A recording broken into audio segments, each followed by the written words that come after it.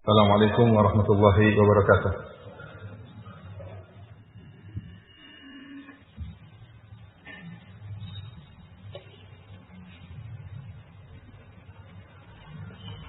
Innal hamdalillah nahmaduhu wa nasta'inuhu wa nastaghfiruhu wa natubu ilayhi wa na'udzu billahi min shururi anfusina wa sayyiati a'malina.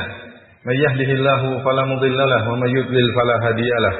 Wa asyhadu an la ilaha illallah wahdahu la syarika lahu. وأشهد أن محمدا عبده ورسوله لا نبي بعده يا أيها الذين آمنوا اتقوا الله حق تقاته ولا تموتن إلا وأنتم مسلمون فإن أصدق الحديث كتاب الله وخير الهدى هدى محمد صلى الله عليه وسلم وشر الأمور محدثاتها وكل محدثة بدعة وكل بدعة ضلالة وكل ضلالة في النار. Para hadirin salat Jumat yang dirahmati oleh Allah Subhanahu wa taala.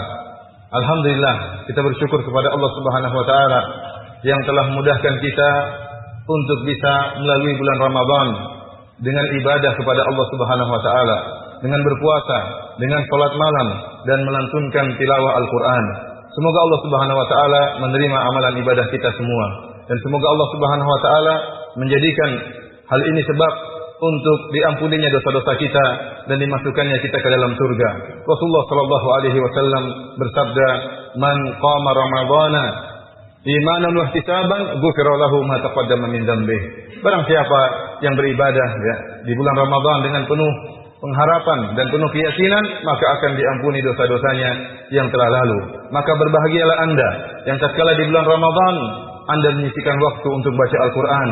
Berbahagialah Anda yang tatkala di bulan Ramadan mau berletih-letih untuk salat malam mengharap ampunan dari Allah Subhanahu wa taala. Berbahagialah Anda yang tatkala di bulan Ramadan meneteskan air mata karena mengharapkan surga Allah Subhanahu wa taala dan takut dari azab Allah Subhanahu wa taala. Karena Rasul kita telah memberikan kabar gembira, barang siapa man shoma ramadhana imanan wa ihtisaban ghufira lahu ma taqaddama min dzambih. Barang siapa yang berpuasa di bulan Ramadan dengan penuh keimanan dan penuh pengharapan, Allah akan mengampuni dosa-dosanya yang telah lalu. Ramadan telah berlalu. Bulan suci telah berlalu. Sekarang datang bulan-bulan yang lain. Dan ingat, hendaknya kita tidak hanya beribadah di bulan Ramadan saja. Karena Tuhan yang kita sembah di bulan Ramadan, Dialah Tuhan yang menguasai bulan-bulan yang lain. Para salaf berkata, "Bi'sa qaumun la ya'rifuna rabbahum illa fi Ramadan." Sungguh celaka suatu kaum yang mereka tidak mengenal Allah kecuali hanya pada bulan Ramadan saja.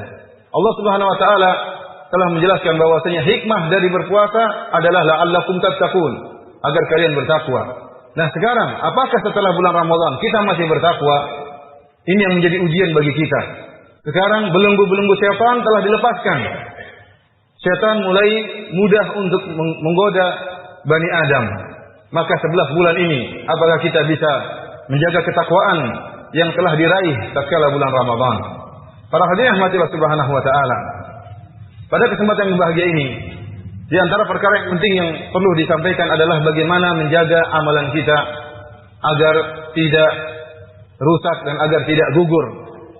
Sebagaimana perkataan Al-Imam Ibnu Al-Qayyim rahimahullahu taala, "Laisa sya'nu fil amal, wa innama sya'nu fil amal fi hifdzil amal fil amal an yahfazahu mimma yufsiduhu aw yuhdithuhu." Beliau berkata, bukanlah perkara yang penting adalah dengan banyaknya beramal, tetapi yang terpenting adalah bagaimana menjaga amal kita agar tidak rusak dan tidak gugur. Di sana ada perkara-perkara yang hendaknya kita jauhi karena perkara-perkara tersebut bisa merusak amalan kita atau bisa menggugurkan amalan kita. Di antara perkara-perkara yang bisa merusak amalan kita, yang pertama adalah syirik kepada Allah Subhanahu wa taala atau keluar dari Islam.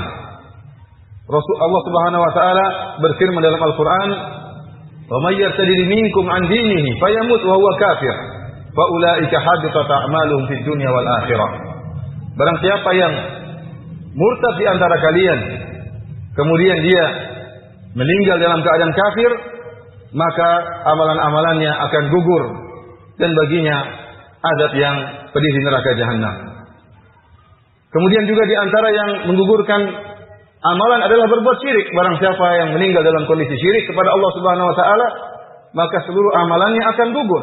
Meskipun dia telah beribadah selama 60 tahun. Meskipun dia sholat, meskipun dia berhaji, meskipun dia bersedekah, Meskipun dia banyak melakukan kebajikan, namun jika dia meninggal dalam kondisi syirik akbar kepada Allah Subhanahu wa taala, syirik besar, maka seluruh amalannya akan gugur. Kata Allah Subhanahu wa taala, "Innahu may yusyrik billah faqad harramallahu alaihi jannah wa ma'wahu an-nar wa ma lidh-dhalimin min ansar." Sungguhnya barang siapa yang berbuat kesyirikan, maka Allah haramkan baginya surga, tempat kembalinya adalah neraka jahanam, dan tidak ada penolong bagi orang-orang yang berbuat zalim, yaitu orang-orang yang berbuat kesyirikan. Allah Subhanahu wa taala juga berfirman, "La in asyrakta la yahbatanna 'amaluka wa la takunanna minal khasirin." Wahai Muhammad, seandainya engkau berbuat kesyirikan, dan Rasulullah SAW tidak akan berbuat kesyirikan. Akan tapi Allah memperumpamakan seandainya Muhammad sallallahu alaihi wasallam yang merupakan makhluk paling mulia, manusia yang paling mulia yang pernah ada di atas muka bumi ini, seandainya Rasulullah SAW terjerumus dalam kesyirikan, kata Allah Subhanahu wa taala, la yahbatanna amaluka. Sungguh benar-benar akan gugur amalan wahai Muhammad. Wala takunanna minal khasirin. Dan sungguh-sungguh benar-benar engkau akan termasuk orang-orang yang merugi. Bagaimana lagi dengan orang-orang yang derajatnya jauh di bawah Rasulullah sallallahu alaihi wasallam? Apakah dia merasa aman jika dia berbuat kesyirikan? Dia merasa aman bahwasanya amalannya tidak gugur, akan gugur, digugurkan oleh Allah Subhanahu wa taala. Kemudian di antara perkara yang bisa menggugurkan amalan atau membatalkan amalan adalah riya, beramal soleh dengan mengharapkan pujian kepada manusia. Beramal soleh dengan mengharapkan penghormatan dari manusia. Oleh karenanya Rasulullah SAW pernah bersabda, "Akhwafu ma akhafu alaikum asyirkul asghar." Yang paling aku khawatirkan menimpa kalian adalah syirik kecil. Fasu'ila anhu, maka ditanya kepada Nabi SAW, apakah syirik asghar? Syirik kecil, kata Nabi SAW, ar-riya, yaitu beramal soleh supaya dilihat oleh orang lain. Dalam hadis Rasulullah SAW juga bersabda, "Ala ukhbirukum bima huwa akhafu alaikum indi min fitnatil masih dajjal." Maukah aku kabarkan kepada kalian tentang perkara yang lebih aku khawatirkan menimpa kalian daripada fitnah Dajjal? Qalu bala ya Rasulullah, kata para sahabat, tentu ya Rasulullah. Apakah itu? Kata Rasulullah SAW, asyirkul khafi, syirik yang samar, syirik yang tersembunyi. Penampakannya seakan-akan dia beramal soleh karena Allah, namun dia menyimpan penyakit dalam hatinya. Dia beramal soleh ingin dipuji, ingin disanjung, ingin dihormati. Kata Rasulullah SAW, asyirkul khafi, syirik yang samar. Yaqumur rajulu fayusalli fayuzayyina salatahu bima yara min nadhari rajulin ilaihi. Ada seorang berdiri kemudian dia salat. Kemudian dia bagus-baguskan salatnya tatkala dia tahu ada orang yang lihat dia sedang salat. Orang ini menghiasi ibadahnya bukan karena Allah, memperpanjang salatnya bukan karena Allah, mengindahkan lantunan bacaan Qur'annya bukan karena Allah Subhanahu wa taala, tetapi karena supaya dipuji oleh manusia. Oleh karenanya sungguh menyedihkan kondisi orang yang riya, yang beramal soleh karena ingin dipuji oleh manusia. Sungguh dia lebih mendahulukan untuk memperoleh pujian manusia dan dia meninggalkan pujian Allah Subhanahu wa taala. Dia lebih mementingkan ya ganjaran dunia dan meninggalkan ganjaran akhirat. Dia tidak mengagungkan Allah Subhanahu wa taala, tetapi dia mengagungkan manusia yang penuh dengan kehinaan. Dia berharap mendapatkan ganjaran di dunia dengan pujian dan meninggalkan ganjaran yang Allah berikan di akhirat. Para hadirin rahmatillah Subhanahu wa taala, maka di antara ya perkara yang membahayakan yang bisa menjerumuskan orang dalam riya, ingin dipuji, yaitu adalah perbuatan sebagian orang yang sering memposting atau menunjukkan amalan ibadah dia. Tatkala dia berhaji kemudian dia memfoto dirinya. Tatkala dia depan Ka'bah dia pun foto dirinya. Ya. Tatkala dia sedang berdoa dia foto dirinya. Tatkala dia sedang baca Al-Qur'an dia foto dirinya. Kemudian dia pajang di media-media sosial. Ya, seandainya niatnya untuk motivasi, alhamdulillah. Tapi dikhawatirkan niatnya adalah untuk dipuji, untuk dikomentari, untuk memamerkan ibadah dia. Sama seperti orang yang berhaji kemudian hanya ingin dipanggil Pak Haji. Rugi. Dia sudah mengeluarkan uang begitu banyak. Puluhan juta dia keluarkan. Menanti masa penantian untuk bisa berhaji. Lantas hanya ingin supaya dikatakan Pak Haji, supaya dihormati oleh masyarakat, maka amalan dia tidak akan diterima oleh Allah Subhanahu wa taala karena dia melakukannya bukan ikhlas karena Allah tapi karena riya. Dan di akhirat kelak Allah akan menghinakan orang-orang yang riya. Kata Allah Subhanahu wa taala, "Idhabu ila alladziina kuntum turauna fid dunya, hal tajiduna indahum jazaan." Kata Allah Subhanahu wa taala, wahai orang-orang yang riya, sekarang kalian di akhirat pergilah kalian minta pahala pada orang-orang yang dahulu kalian harapkan pujiannya. Kalian dahulu beramal tidak karena aku, tapi kalian beramal agar mengharapkan pujian dari manusia. Cari pahala sama mereka. Apakah kalian akan mendapatkan balasan? Jawabannya tentu tidak. Di antara perkara yang menggugurkan amalan adalah pergi ke dukun. Kata Nabi sallallahu alaihi wasallam, "Man ata kahinan aw arrafan fasa'alahu an syai'in lam tuqbal salatul arba'ina yauman." Barang siapa yang pergi ke dukun atau para normal kemudian bertanya sesuatu kepada mereka, maka tidak akan diterima salatnya selama 40 hari. Ini perkara yang sangat mengerikan tatkala kita melihat bagaimana dukun-dukun sangat laris di tanah air kita. Ya, hampir setiap kota ada dukunnya, bahkan mungkin hampir setiap kecamatan ada dukunnya. Dukun sangat banyak dan orang-orang banyak percaya kepada dukun. Padahal kita tahu bagaimana seringnya dukun-dukun tersebut tidak berpendidikan. Bagaimana kita sangat sedih melihat ada orang yang sarjana kemudian percaya kepada dukun yang tidak lulus SD. Di mana akal mereka? Tidakkah mereka takut dengan sabda Nabi SAW ini? Barang siapa yang datang ke dukun, maka tidak akan diterima salatnya selama 40 hari. Dan ini berlaku juga bagi orang-orang yang membaca ramalan-ramalan bintang. Sungguhnya ramalan-ramalan bintang adalah bentuk dari perdukunan. Maka hati-hati jangan sampai kita membaca ramalan-ramalan bintang. Apalagi memasukkan buku-buku ramalan bintang atau majalah-majalah yang berisi ramalan bintang ke dalam rumah kita. Tidak boleh kita baca sama sekali, karena ini adalah salah satu bentuk dari bentuk perdukunan. Barang siapa yang mempercayainya, membacanya, ya, maka dikhawatirkan dia tidak akan diterima salatnya selama 40 hari. Adapun seorang yang percaya kepada perkataan dukun, ini sekedar datang bertanya-tanya sudah tidak diterima salatnya selama 40 hari. Kalau percaya maka lebih parah. Kata Rasulullah sallallahu alaihi wasallam, "Man ata kahinan aw arrafan fasaddaqahu bima yaqul faqad kafara bima unzila ala Muhammad." Barang siapa yang datang kepada dukun kemudian mempercayai apa yang dia kabarkan, maka dia sungguh telah kafir kepada Al-Qur'an yang diturunkan oleh Allah kepada Nabi Muhammad sallallahu alaihi wasallam. Di antara hal yang membatalkan amalan, menggugurkan amalan adalah minum khamar. Minum khamar, kata Nabi sallallahu alaihi wasallam, "Man syaribal khamra lam tuqbal salatu arba'ina sabahan." Barang siapa yang minum khamar maka tidak akan diterima salatnya selama 40 hari. Dan sungguh ya merugi orang yang minum khamar. Kata Rasulullah sallallahu alaihi wasallam, "Man syaribal khamra fid dunya lam yashrabha fil akhirah." Barang siapa yang minum khamar di dunia, maka dia tidak akan minum khamar di akhirat kelak. Ya. Dia tidak akan minum khamar di akhirat kelak. Dan ini hukuman bagi orang yang menyegerakan kenikmatan di dunia, dia tidak akan merasakan kenikmatan tatkala di akhirat kelak.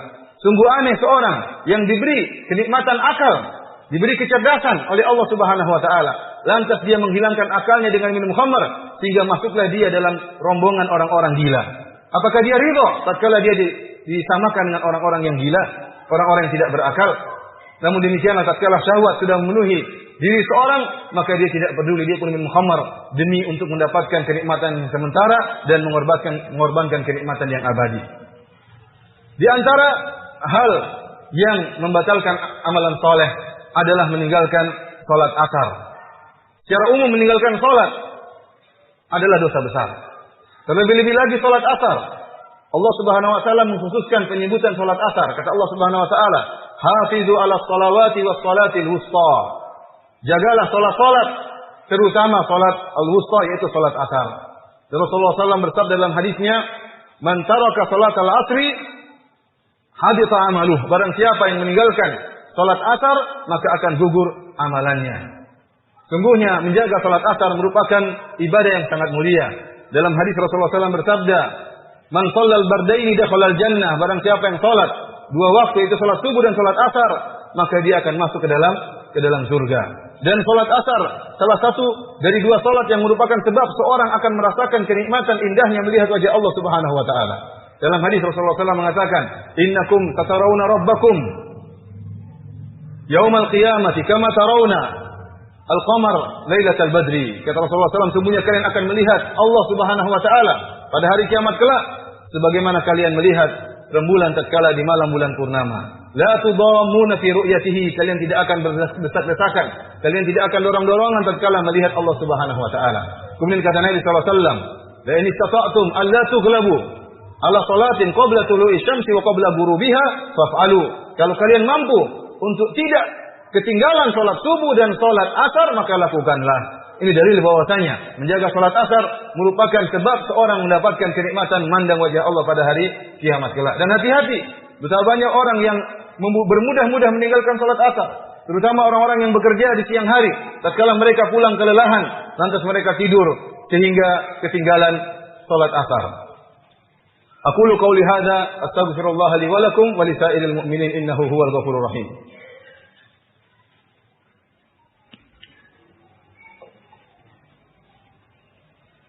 Alhamdulillahi ala ihsani wa syukru lahu ala taufiqihi wa amtinanihi wa asyhadu an la ilaha illallah wahdahu la syarika lahu ta'ziman li sya'ni wa asyhadu anna Muhammadan abduhu wa rasuluhu da'ila ridwanihi. Allahumma shalli alaihi wa ala alihi wa ashabihi wa ikhwanihi. Para hadirin sidang salat Jumat yang dirahmati oleh Allah Subhanahu wa taala, di antara hal-hal yang membatalkan amal saleh adalah al-man.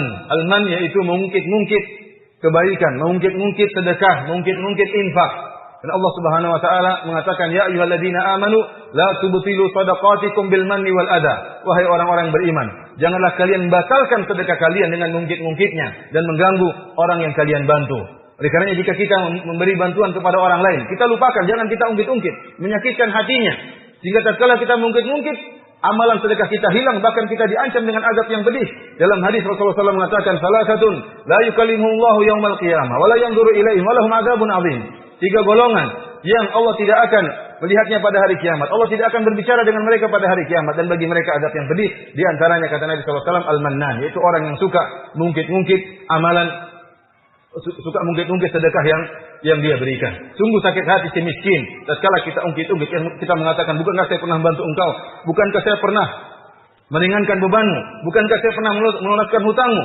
Bukankah saya pernah membantumu dan bantu? Maka ini menggugurkan amalan kita. Maka jadilah kita seorang tatkala berinfak tidaklah mengharap kecuali ganjaran dari Allah Subhanahu wa taala. Sebagaimana perkataan orang-orang kaum mukminin penghuni surga yang mereka berkata, "Innama nut'imukum liwajhillah, la nuridu minkum jazaa'a wala syukura." Sungguhnya kami memberi makan kepada kalian karena Allah Subhanahu wa taala. Kami tidak butuh dari kalian perkataan terima kasih, dan kami tidak butuh dari kalian balasan.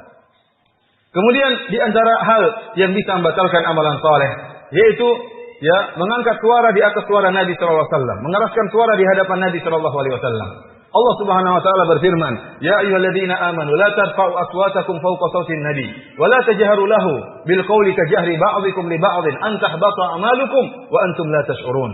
Wahai orang-orang yang beriman, janganlah kalian mengangkat suara kalian di atas suara Nabi, dan janganlah kalian mengeraskan suara kalian, perkataan kalian di hadapan Nabi sebagaimana kalian mengeraskan suara kalian satu dengan yang lainnya. Antahbata a'malukum, akan gugur amalan-amalan kalian, wa antum la tash'urun, dan kalian dalam kondisi tidak sadar. Kata para ulama, kalau Nabi SAW masih hidup, lantas kita berkata-kata keras di hadapan Nabi, atau suara kita mengungguli suara Nabi, bisa membatalkan amalan kita, bagaimana lagi bukan hanya sekedar mengeraskan suara, bahkan menyelisihi hadis-hadis Nabi sallallahu alaihi wasallam. Ini perkara yang sangat menyedihkan. Sebagian orang tatkala kita datangkan hadis yang sahih, kita mengatakan Rasulullah SAW mengatakan demikian, maka dia mengatakan saya tidak percaya, saya lebih percaya terhadap perkataan ustaz saya lebih percaya terhadap perkataan syekh saya lebih percaya terhadap perkataan guru saya. Maka dia mencampakkan hadis Nabi sallallahu alaihi wasallam. Padahal dia tahu Rasulullah SAW telah berkata dalam hadis yang sahih. Kemudian dia tolak hadis tersebut. Kita khawatir orang seperti ini akan digugurkan amalannya.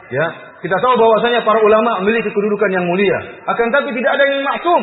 Apa perkataan Imam Malik, gurunya Imam Syafi'i rahimahullah. Al-Imam Malik rahimahullah pernah berkata, "Kullun yu'khadhu min qawlihi wa yurad illa sahib hadzal qabr." Setiap orang siapapun dia maka bisa ditolak perkataannya dan bisa diterima perkataannya kecuali Nabi sallallahu alaihi wasallam yang dia maksum, perkataannya harus kita terima. Maka seorang jangan beragama dengan hawa nafsunya. Jangan seorang beragama dengan mengedepankan syahwatnya, sehingga tatkala datang hadis-hadis yang sahih maka dia tolak dengan berdalil dengan perkataan syekh atau perkataan guru atau perkataan ustaz, maka ini bisa menggugurkan amal solehnya.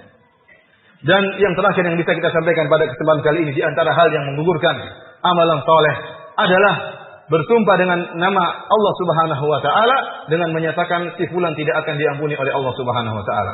Dalam hadis yang sahih, Rasulullah SAW mengisahkan 2 orang dari Bani Israel.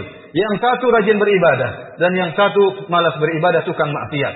Maka temannya yang rajin beribadah senantiasa menasihati teman yang tukang maksiat dengan mengatakan, "Ya hadza aqsir." Dia mengatakan, "Wahai sahabatku, berhentilah kau dari bermaksiat." Maka saudaranya tidak peduli, tetap aja bermaksiat. Suatu hari ketemu lagi, dia menasihati lagi temannya, dia mengatakan, "Ya hadza aqsir, wahai fulan, berhentilah kau dari maksiat." Namun dia tidak mau berhenti dari maksiat. Sampai suatu hari dia melakukan dosa yang cukup besar, maka temannya pun cukup emosi dan dia mengatakan, "Ya hada aksir, wahai fulan, berhentilah dari maksiat." Maka yang ditegur berkata, "Khallini wa rabbi." Abu Isa alayya raqiba, dia mengatakan, biarkan aku dengan Allah, bukan urusanmu dengan aku. Apakah Allah mengutus engkau sebagai rasul yang tukang mengawasiku? Rupanya yang melakukan maksiat juga emosi dan dia menyampaikan perkataan yang kasar, yang menyakiti hati orang yang soleh tadi. Dia mengatakan, apakah Allah mengutus engkau sebagai pengawasku? Kok negur-negur aku terus? Biarin urusan saya dengan Allah Subhanahu wa taala. Ya. Perkataan pelaku maksiat ini salah. Salah. Namun orang yang soleh ini lebih salah lagi. Tatkala dia mendengar perkataan pelaku maksiat ini, maka dia pun menggunakan otaknya, kemudian dia berkesimpulan orang seperti ini tidak akan diampuni oleh Allah Subhanahu wa taala. Kenapa? Menurut dia, saya sudah negur dia berkali-kali. Namun dia tidak mau dengar, sekarang malah ngomong seperti ini. Apa kata dia? Lan yaghfirallahu lak, Allah tidak akan ampuni engkau. Tatkala dia mengucapkan satu vonis kalimat yang berbahaya, Allah tidak akan mengampuni engkau. Berarti dia telah menyempitkan luasnya rahmat Allah Subhanahu wa taala. Padahal ini pelaku maksiat. Maka Allah Subhanahu wa taala mengirim malaikat untuk mencabut nyawa kedua orang ini, maka dihadirkan di hadapan Allah Subhanahu wa taala. Allah berkata, "Man dzalladzi yata'alla alayya alla aghfira li fulan?" Siapa yang berani-berani bersumpah bahwasanya aku tidak akan mengampuni si fulan? Waqad ghafartu lahu, aku telah mengampuni dia, wa ahbattu amalak, dan aku menggugurkan amalanmu. Maka orang soleh ini dimasukkan dalam neraka jahanam, pelaku maksiat diampuni oleh Allah Subhanahu wa taala. Maka hati-hati, jangan kita sampai tatkala emosi kemudian kita mengucapkan perkataan-perkataan yang melebihi ya syariat Allah Subhanahu wa taala. Hati-hati. Abu Hurairah radhiyallahu taala anhu tatkala meriwayatkan hadis ini dia berkata, "Takallama bi kalimatin awdaqat dunyahu wa ukhra." Orang ini telah mengucapkan satu kalimat saja yang akhirnya dia pun merugikan dunianya, menghancurkan dunianya dan akhiratnya. Demikianlah para hadirin yang dirahmati oleh Allah Subhanahu wa taala. Semoga Allah Subhanahu wa taala menerima amalan ibadah kita dan semoga Allah Subhanahu wa taala menjauhkan kita dari hal-hal yang bisa merusak dan mengurangi atau menggugurkan amal ibadah kita. Innallaha malaikatahu yusholluna 'alan nabi. Ya ayyuhalladzina amanu shallu 'alaihi wa sallimu taslima. Allahumma shalli 'ala Muhammad wa 'ala ali Muhammad kama shallaita 'ala Ibrahim wa 'ala ali Ibrahim innaka Hamidum Majid. Wa barik 'ala Muhammad wa 'ala ali Muhammad kama barakta 'ala Ibrahim wa 'ala ali Ibrahim innaka Hamidum Majid. اللهم اغفر للمسلمين والمسلمات والمؤمنين والمؤمنات الأحياء منهم والأموات إنك سميع قريب مجيب دعوات ويا قاضي الحاجات اللهم آت نفوسنا تقواها وزكها أنت خير من زكاها أنت ولي ومولاها اللهم أعز الإسلام والمسلمين وأذل الشرك والمشركين اللهم أعز الإسلام والمسلمين وأذل الكفر والكافرين ربنا آتنا في الدنيا حسنة وفي الآخرة حسنة وقنا عذاب النار اللهم تقبل منا إنك أنت السميع العليم وتب علينا إنك أنت التواب الرحيم وأقم الصلاة